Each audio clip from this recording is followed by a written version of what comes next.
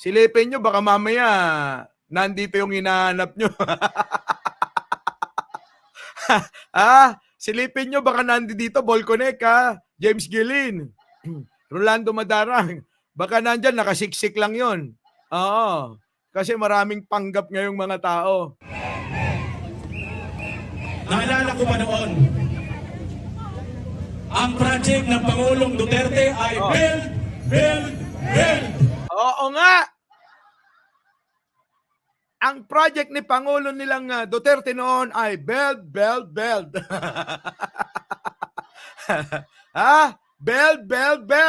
Oo. Bakit? Ano ba ang project naman ni Pangulong Bongbong? 'Di ba? Kasi sabi niya ang mga project daw ni Pangulong Duterte nila, build. Sige. Shoutout sa lahat ng bagong dating. Huwag niyong kalimutang mag-like, share, and subscribe. Nang dumating ng BBM, Travel. Galit na galit, Travel. Yun daw ang ginawa ni Pangulong Bongbong Marcos. Nag-travel dito, nag-travel doon. Oo. Kaya ako, nagta-travel lagi kasi idol ko. Di ba? Idol ko kasi kaya lagi ako nagta-travel. Sige, ano pa? Tuloy mo. Bilyon halaga ng pera ang nalulustay sa bayan. Ka dami nalulustay.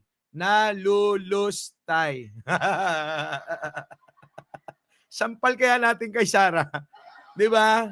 Yung panglulustay nila. Na Sara, sabi ng lulustay. Oo, baka hindi niya alam na ikaw 'yon. Kasi si Pangulong Bongbong Marcos gastos nga ng gastos. Pero matindi si Pangulo. Oo, pinamimigay sa tao. Ay, sasabihin ko sa inyong harapan, ako po ay duwag. Pero bakit ako nandito sa inyong harapan? Bakit ka nga nandyan? Hindi namin alam kung bakit ka nandyan. Oo. Sino ka ba? Hindi namin alam eh. Magpakilala ka. Dahil isa po akong matapang sa paninindigan. Tapang. Diba? Daming ganyan. Mirna Gutierrez, tapang daw sila. May paninindigan sila. Pero di nila ginagamit utak nila. Mga kababayan, maraming ganyan. Oo. Matapang kami. Solid kami. Di ba? Pero utak meron? Wala. Bobo. Bobo. Oo. Di ba? Wala akong pinag-aralan. Wala akong kayamanan. Alak ka. Oo nga, parang may kilala akong ganyan. Walang pinag-aralan at wala akong kayamanan. Di ba? Ay, di ba?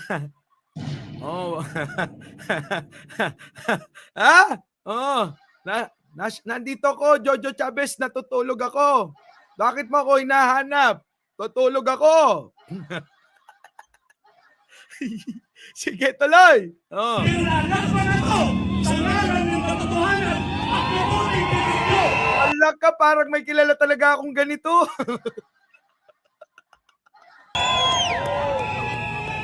Huwag tayong mapayag na tuloy-tuloy nilang gasahin ang kaban ng bayan. Alak ka, kaban daw ng bayan. Di ba, no? Gusto niyo pa ba sundan ko yan? Pag sinundan ko yan, sa bagay, yung iba kasi, walang pakialam. Walang pakialam. Oo, hindi nila nagigets yung sinasabi ko. Ito na. Asok. At hindi na nila pinagalang ang mga batas na nasa ating bansa. Dahil dito, ang matandang Duterte, kahit mahirapan na maglakad, hinilipot tayo sa buong Pilipinas na ito ang nangyayari sa ating bansa. Oo nga. Tama ka, ginagahasa na. Ginagahasa ni Digong at ni Kibuloy yung mga babae sa KOGC. Gumising tayo mga kabayan! Ising kayo! Mulat nyo daw yung mga pag-iisip nyo. Oo. Kasi baka mamaya, ako, mamaya si Sangkay, mamaya si Coach Jarrett, mamaya si First Lady na. Ay, nako! Naalala ko pa noon, ang project ng Pangulong Duterte ay build, build, build. Nang dumating ng BBM, travel, travel, travel! Makinig. Kuya, makinig ka. Oo. Para hindi ka nalilito. Para hindi kung ano-ano pumapasok sa ulo mo. Ha? Kasi yung mga style na ganyan, parang may kilala kami ni Jojo Chavez. Si Kuya eh. O, sige, ito na. Ano ang ginagawa? Hinahanap si Pangulo eh. Teka muna ha. Mukhang hindi ito ah. Ano ba yon? Op. Oo. Oo. Oo. Oo. Okay, pasok. Ang ginawa ng ating presidente, nilagdaan niya yung yung Agrarian Emancipation Act of 2023. Oh. Ang laking pera po ang nawala diyan sa gobyerno kung titingnan natin. Ang laki daw nang nawala. Oh. Grabe. Magkano yan? Oy, Jojo, tumigil ka na. Dami daw perang nawala. Grabe. Grabe, nawala daw eh. Oh. Agrarian Emancipation Act of 2023. Ang laking pera po ang nawala diyan sa gobyerno kung titingnan natin. Kung titignan daw natin, laking perang nawala. Grabe, no? Gaano kaya kalaki yung nawala sa gobyerno? Diba? Sige, tuloy. Magkano? Magkanong nawalang pera? Emancipation Act of Lea Lopez. Oh. 2023. Ang laking pera po ang nawala diyan sa gobyerno kung titingnan natin. 57 billion pesos po. Laki nga. 57 billion pesos. Billion, mga kababayan. Ano na nangyari sa gobyerno na to? Teresita, ano na nangyari sa gobyerno na to? Malamang pagka yung kakilala ni Jojo Chavez ang nakarinig neto, malamang nagwawala na naman yun. Teresita Tan, good morning. Evelyn Calison. Sige. Tapos, Jen Udag, mag-like muna kayo. Mag-like muna kayo. Leonardo. Ito na. Mga bakit yung kay BP? Tanong. Ito na nga, 57 billion. Aba, nalamangan, mga kababayan. Nalamangan yung kay Pulong.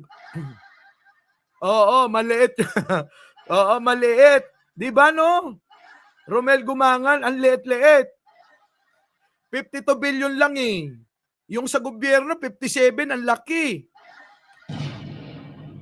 Saan dinala yung budget?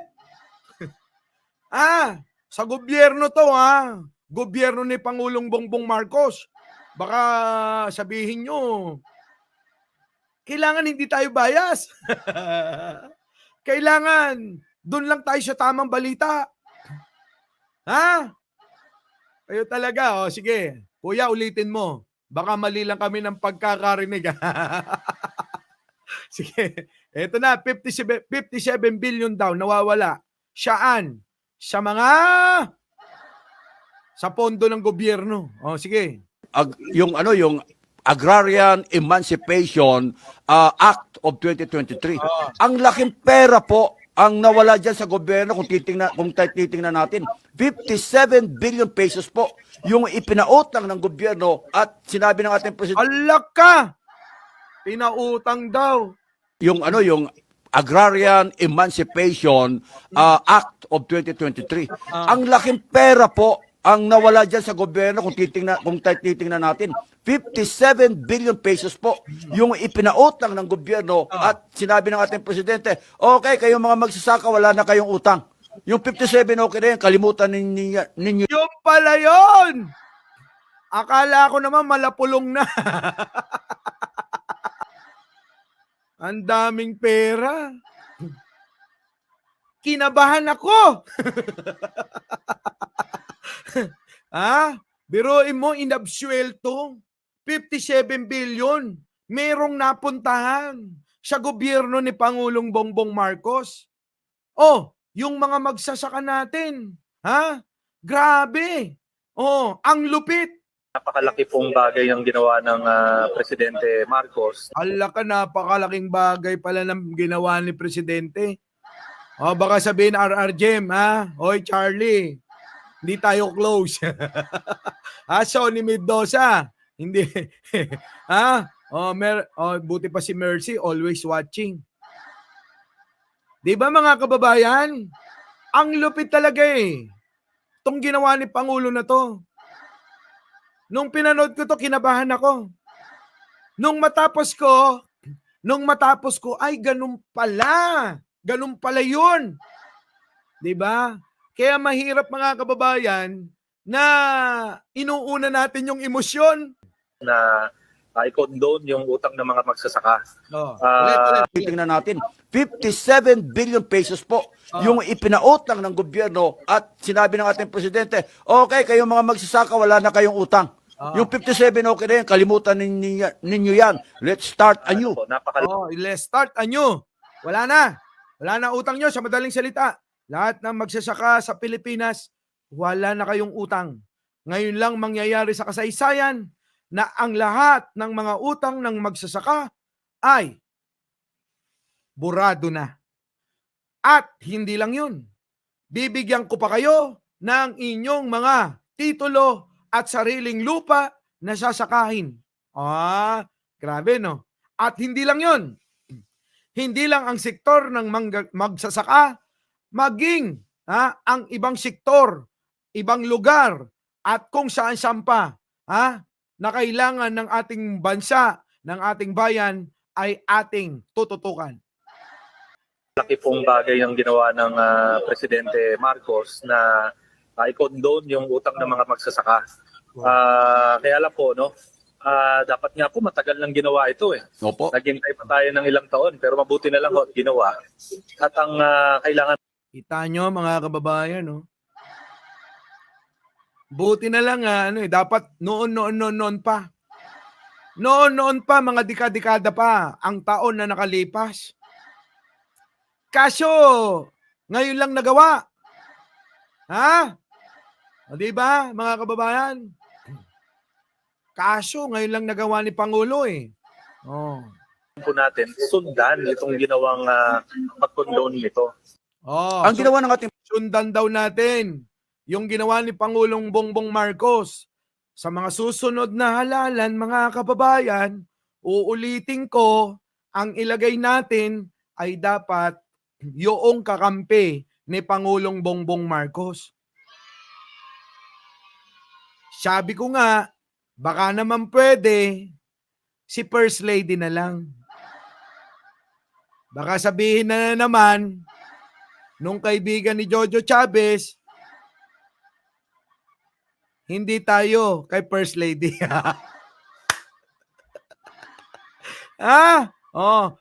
Sana siya na lang ang ating presidente, Teresita Santos, Rodel Duran, Ana Belye. Siya na ang pangbayad ng utang namin, sabi ni Ramil Laksyan. Ewan ko sa'yo. Hindi namin kinuha yan. Hindi namin kinuha yan, Di ba? Fredelin, Kismet, Miguel, RR Jem, Ling Garcia, Lucina Sibayan, Jonathan Dennis Raka. Sige. O, yan yun ha. Isa lang yan ha. Hindi lang yan. Kasi meron pa tayong mga internet yata yung dinaan sa ilalim ng dagat. Oo, grabing mga proyekto ito. Kakaiba. Panoorin na lang natin. Sabi ko sa inyo isang linggo to. Tuloy-tuloy, puro flex ng ng ginawa ni Pangulo. Pasok. Bongbong Marcos sa paglulunsad ng bagong underwater submarine cable network ng Pilipinas. Alak ka, kita nyo na naman, Mama Bear. Wag na. Miriam Fernandez, wag na. Ulit. Nako, mga DDS, pakinggan nyo to, Maring Lowy, Emily Marcian, Maring Jenny, ay tiyang makinig ka. Pinangunahan ni Pangulong Bongbong Marcos sa paglulunsad ng bagong underwater submarine cable network ng Alak ka, submarine cable network. High-tech, mga kababayan, no? Grabe. Ang dami. Ayaw ng mga DDS to. Hindi nila narinig, pasok. Pinangunahan ni Pangulong Bongbong Marcos sa paglulunsad ng bagong underwater submarine cable network ng Pilipinas. Ayon sa Pangulo, makatutulong ito para matuldukan ang digital divide o hindi pantay na access sa digital technology. Bunsod ito ng Pangmatalino lang to. Kasi alam nyo ako, mga kababayan, kahit mga DDS yan, kaya lagi ko sinasabing mahal na mahal natin yan, baka sa pamamagitan ng ating pag-iisplika, pagpapakita ng mga ebidensya, pagpapaliwanag, mga maliwanagan. 'Di ba? Yun naman yung ating rito. Yun naman yung ating obligasyon at tungkulin at pakay. ng mahina o kawalan ng internet connection. Sa pamamagitan ng Philippine Domestic Submarine Cable Network, mapapabilis ang internet sa anumang panig ng bansa. Ito ang pinakamahabang fiber cable na daraan sa ilalim ng dagat mula Luzon hanggang Mindanao. Luzon hanggang Mindanao. We continue to pursue measures towards providing the Filipino people with reliable and affordable internet services, which will enable us to improve our standing in the world in terms of broadband and mobile internet speed and coverage. Okay na yan. Yaan ay cable para sa mga internet natin patungo sa Mindanao, dadaan sa bahay ni Digong. Dadaan uli doon sa kanyang golf course. Iikot uli yan doon sa bahay ni Pulong na mataas ang bakod. Tapos tutuloy yan sa Kingdom at doon sa Glory Mountain ni Kibuloy. Kita nyo? Tapos dadaan uli yan doon saan?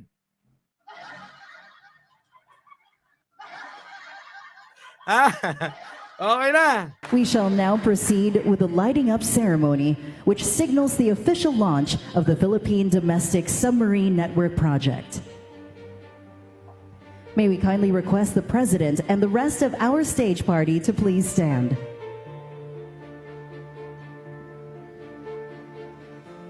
Ayan hindi yan hindi yan AI.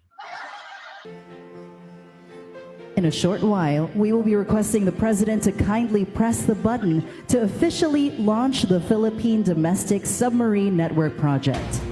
Kita nyo? Yan yung domestic submarine project ni Pangulong President na mahal natin, na tinitingalaan natin at sinasaluduhan natin. Si Pangulong Bongbong Marcos, na asawa ni First Lady. Baka sabihin, hindi natin sinasama si First Lady.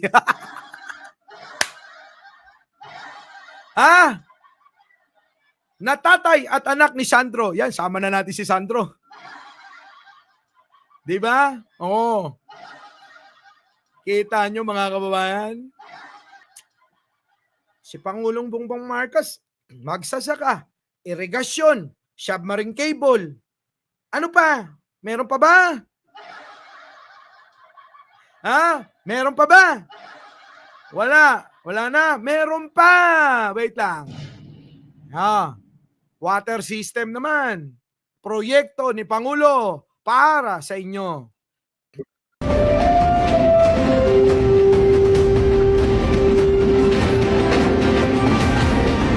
The President of the Republic of the Philippines, His Excellency Ferdinand Romualdez Marcos Jr. Yun! Puro na lang inaugurasyon ang ginagawa mo Biruin nyo ngayon, nagpe-flex tayo ng mga nagawa. Ayun, nandoon daw sa Pasig. Meron na namang trabaho. Meron na namang inaugurasyon. Meron na namang proyekto. At kung ano-ano pa. Pasok.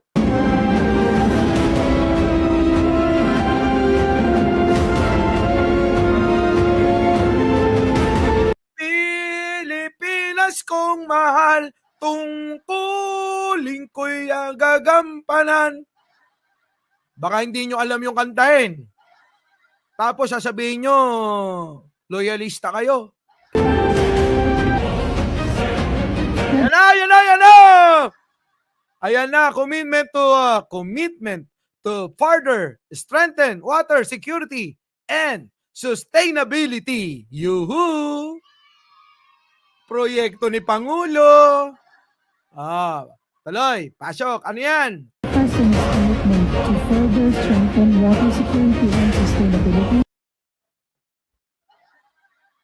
Kikita nyo yan? Yan? Poblasyon water treatment plant yan. Magkano yan? Manila constructed the 11 billion water treatment plant in Poblacion, Muntinlupa City. The Poblacion Water Treatment Plant is the company's third facility as an alternate raw water source. Grabe mga kababayan, Di ba? Grabe, no? To underground. Designed Mali ba? Sorry naman. Kung mali, oo. Tagal-tagal ko na wala sa eskwelahan. Oo. Sige, tuloy. to produce 150 million liters per day at full capacity. The facility will help to improve water pressure and supply of And supply availability in the South. Parañaque, Las Piñas, at iba pa. Our beloved Boss Mike Severa.